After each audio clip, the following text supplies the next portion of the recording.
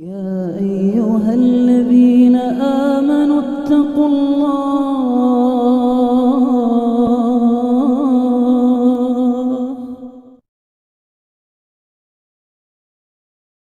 بسم الله الرحمن الرحيم. إذا جاءك المنافقون قالوا نشهد إنك لرسول الله والله يعلم إنك لرسوله والله يشهد إن المنافقين لكاذبون.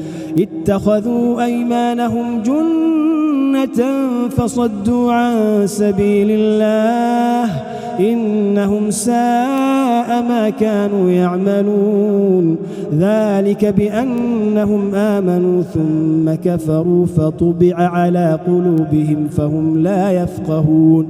وإذا رأيتهم تعجبك أجسامهم وإن يقولوا تسمع لقولهم كأنهم خشب مسندة يحسبون كل صيحة عليهم هم العدو فاحذرهم قاتلهم الله أنى يؤفكون.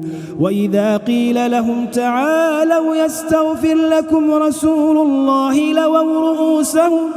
لووا رؤوسهم ورأيتهم يصدون وهم مستكبرون. سواء عليهم أستغفرت لهم أم لم تستغفر لهم لن يغفر الله لهم إن الله لا يهدي القوم الفاسقين.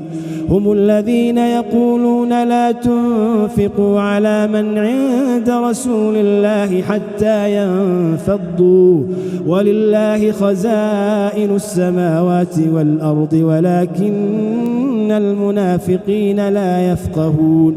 يقولون لئن رجعنا إلى المدينة ليخرجن الأعز منها الأذل ولله العزة ولرسوله وللمؤمنين ولكن المنافقين لا يعلمون.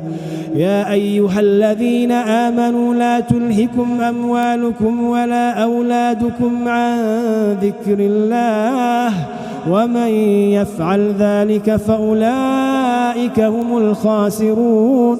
وأنفقوا مما رزقناكم من قبل أن يأتي أحدكم الموت